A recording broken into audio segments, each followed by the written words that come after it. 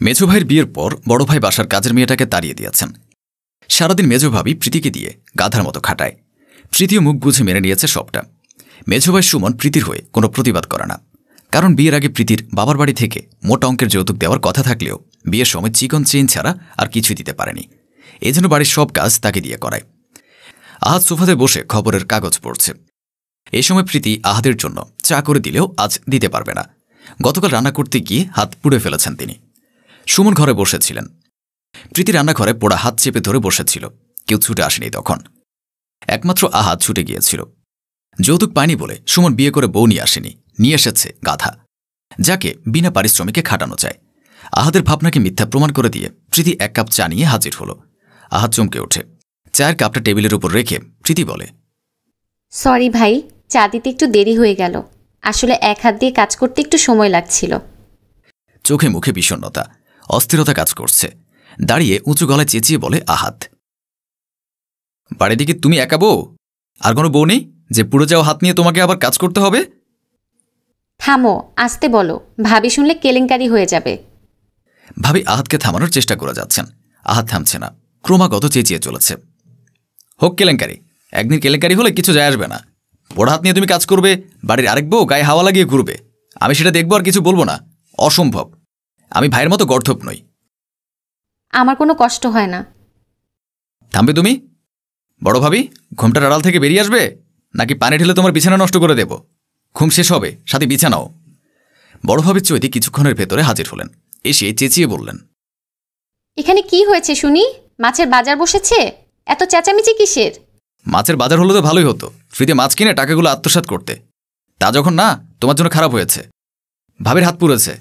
কোন আক্কেলে তুমি তাকে রান্নাঘরে ঢুকতে দিয়েছ? রান্না না করলে খাবো কি? আসার সময় বাপের বাড়ি থেকে মোটা অঙ্কের টাকা নিয়ে আসতো, সেই টাকা দিয়ে কাজের মেয়ে রেখে পায়ের উপর পা ফেলে খেত। তা যখন পারিনি, তাহলে এখন কাজ করতেই হবে। মেজো ভাবি আজকে রান্না করা যাবে না, আমি বলে দিলাম। এর ব্যতিক্রম হলে আমি বাড়িতে তুলকালাম কাণ্ড ঘটিয়ে ছাড়ব। তাহলে রান্না কি করবে? তুমি? বড় ভাই বিয়ে করে বউকে আলমারিতে তুলে রাখার জন্য আনেনি? কাজ করে গায়ে শক্তি বাড়াও। দীর্ঘদিন এভাবে কাজ না করলে লোহার মতো মরিচা পড়বে, হাতির মতো মোটা হবে, শরীরে ডায়াবেটিস বাসা বাঁধবে। চৈতি রেগে ভেঙচি দিল আহাদকে, আহাদও দিল তাকে। রাগ দেখিয়ে ঘরে চলে গেল প্রীতি। আজ আহাদের হবু বউ আসবে, বিয়ে ঠিক করাই। সুমনের বিয়ের পর আজ তাকে প্রথম দেখতে আসবে। ভাবির হাত ধরে আহাদ বলে, ভাবি, আজকে সোনালি আসবে, তুমি একটু সেজেগুজে থেকো। জানোই তো, ওর সাথে আমার বিয়ে ঠিক হয়ে আছে। প্রীতি মাথা নেড়ে সম্মতি জানায়। চা ঠান্ডা হয়ে গেছে। আহাদ আর চা খেল না। চায়ের কাপটা হাতে নিয়ে আহাদ বলে, তোমার হাতের চা খুব ভালো হয়, পারলে 2 কাপ চা করে রেখো। সোনালির কাছে আমি প্রশংসা করেছি। আচ্ছা। প্রীতির থেকে বিদায় নিয়ে আহাদ চলে গেল। আহাদ বেরিয়ে যাওয়ার পর চৈতি হাজির হয়, হাতে পুরনো কয়েকটা শাড়ি, রংছোটা ও ছেঁড়া। ছেঁড়া শাড়িগুলো দিয়ে বলে, এই শাড়িগুলো ঘরে রেখে তোমার সব শাড়িগুলো আমাকে দাও, আলমারিতে তুলে রাখতে হবে। ভাবি, আহাদ যাওয়ার সময় বলে গেছে আজ বাড়িতে সোনালি আসবে, ভালো শাড়ি পরে থাকতে। আমি যদি এই শাড়ি পরে থাকি, আহাদ রাগ করবে। করবে, আমার কি? বিয়ের আগে ভাবা উচিত ছিল, এখন কিছু করার নেই। প্রীতি মাথা নেড়ে ঘরে চলে যায়। শাড়িগুলো রেখে নিজের নতুন শাড়িগুলো ভাবির জন্য নিয়ে এলো। শাড়িগুলো হাতে তুলে দিয়ে বলল, পরনে শাড়িটা থাক, সোনালি যাওয়ার পর দিই। না, এখনই দাও। আর শোনো, চেনটাও খুলে দাও, এমনিতেই দেখতে বাদরের গলায় মুক্তোর মালা লাগছে। প্রীতি চেনটা খুলে চৈতির হাতে দিতেই তড়িঘড়ি করে ঘর থেকে চলে গেল চৈতি। সবকিছু আলমারিতে তালাবদ্ধ করে রাখে। বিকেলে আহাদ তার সাথে সোনালিকে নিয়ে এসেছে। প্রীতি ছেঁড়া একটা শাড়ি পরে ঘর মুছছে। কাজের কারণে গোসল করতে পারেনি, ময়লা গায়ে। সোনালিকে রেখে আহাদ ঘরে গেল ফ্রেশ হতে। প্রীতিকে উদ্দেশ্য করে সোনালি বলে, যা তো, ফ্যানটা ছেড়ে দে, গরম লাগছে। আহাদ বলেছে তোকে কাজ থেকে বড়ভাবে ছাড়িয়ে দিয়েছেন, আবার কবে থেকে কাজে নিয়েছে? প্রীতি অপমানিত হয়, মাথার কাপড় টেনে নিজেকে আড়াল করে নেয়। 1 গ্লাস পানি নিয়ে আয়। প্রীতি পানির পরিবর্তে চা নিয়ে আসে। আহাদের কথা মতো সে চা তৈরি করে রেখেছিল। সোনালি চা খেতে ব্যস্ত হয়ে যায়। অন্যদিকে গোসল সেরে আহাদ চলে আসে। প্রীতিকে ছেঁড়া শাড়ি পরিহিতা অবস্থায় দেখে রাগে মাথা টকবক করে ওঠে। যাওয়ার আগে বেশ কয়েকবার বলেছিল ভালো একটা শাড়ি পরতে। আহাদ আনমনে ভাবে, বাড়ি থেকে একটা শাড়িও নিয়ে আসেনি? কেমন পরিবারে বিয়ে দিয়েছে ভাইকে। তোমার ভাবিকে ডাক দাও, একবার দেখে চলে যাব।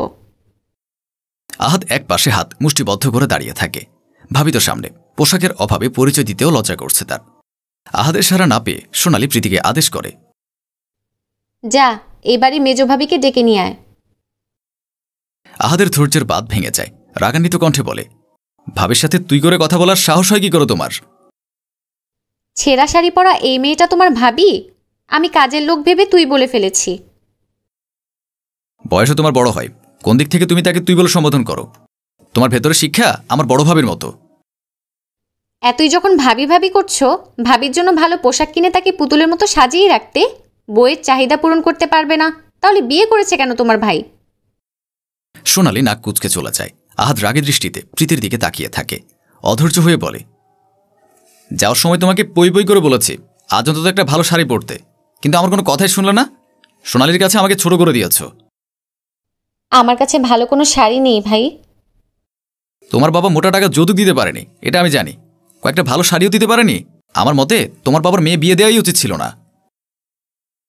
প্রীতি আঁচল দিয়ে মুখ আড়াল করে কেঁদে দেয়। ভেতরে ভেতরে ভাবির জন্য কষ্ট অনুভব করল আহাদ। রাগের বশে একটু বেশি বলে ফেলেছে। প্রীতি কাঁদতে কাঁদতে বলে, বাবা তোমাদের চাহিদা পূরণ করতে পারেনি বলে মেয়েকে কয়েকটা ভালো শাড়ি দিতে পারবে না এমন কিছু না।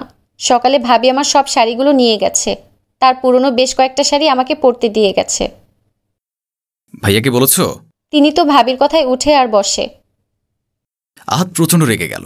তড়িঘড়ি করে চৈতির ঘরে গেল। প্রীতি গেল পেছন পেছন। চৈতি শাড়িগুলো এক এক করে মেঝেতে ফেলে দিল। ঘষে ঘষে ময়লা লাগাতে থাকে। চৈতি ছুটে এসে বলে, এ কি, আমার পোশাকে ময়লা লাগাচ্ছ কেন? আহাত, ভালো হবে না কিন্তু। তেমন কিছু করছি না ভাবি, তোমার মনটা যেমন কুৎসিত তেমন তোমার পোশাকটাও কুৎসিত করে দিচ্ছি। কি? আমার মন কুৎসিত? কি করেছি আমি? হ্যাঁ, তোমার বিয়েতে ভালো কোনো পোশাক তোমার বাবা দিতে পারেনি, তাই ভাবি শাড়ির উপরে উঠে পড়ে লেগেছ। শাড়িগুলো এই মুহূর্তে ভাবির হাতে তুলে না দিলে তোমার সাথে কি করব তুমি ভাবতেও পারবে না।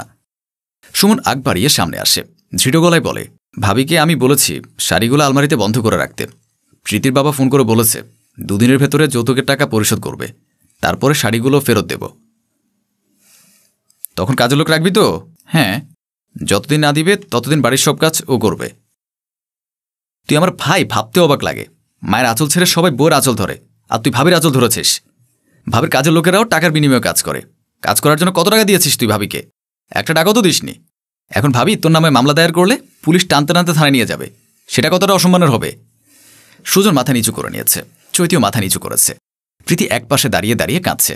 আহাদ চৈতির আঁচল থেকে চাবিটা খুলে নেয়। আলমারির তালাবদ্ধ ড্রয়ার খুলে শাড়ি আর চেনটা বের করে প্রীতির হাতে দিল। চৈতির হাতে চাবিটা দিয়ে বলে, তোমার বাবার বাড়ি থেকে আনা যৌতুকে যেমন আমরা ভাগ বসাইনি, তেমনি ভাবির কিছুতেও তুমি ভাগ বসাতে পারবে না। ভাবি সারাদিন গাধার মতো অনেক খাটে। তুই বাড়িতে ফেরার পর তোর মাথা টিপে দেয়, পা টিপে দেয়, আবার সকাল সকাল কাজে লেগে পড়ে। আর বড় ভাবি গায়ে হাওয়া লাগিয়ে ঘোরে। তার জ্বালায় বড় ভাই বিদেশে শান্তিতে আছে। সময় থাকতে গুরুত্ব দিতে শিখ। সুমন মাথা নিচু করে প্রীতির হাত ধরে। তার গলা কাঁপছে। আমার ভুল হয়ে গেছে প্রীতি, আমাকে ক্ষমা করে দাও। আর কখনো এমন হবে না, তোমাকে মাথায় তুলে রাখব। চৈতিও নিজের ভুল বুঝতে পেরেছে। প্রীতিকে জড়িয়ে ধরে অনুশোচনা প্রকাশ করে বলে, আমার ভুল হয়েছে বোন, আমাকে ক্ষমা করে দে। আর কখনো তোর সাথে বাজে ব্যবহার করব না। দুজনে একসাথে সব কাজ ভাগাভাগি করে করব। প্রীতি মুচকি হাসি দেয়, চোখের পানি মুছে দেয়। তারপর থেকে প্রীতি আর চৈতি একসাথে বাড়ির সব কাজ ভাগাভাগি করে।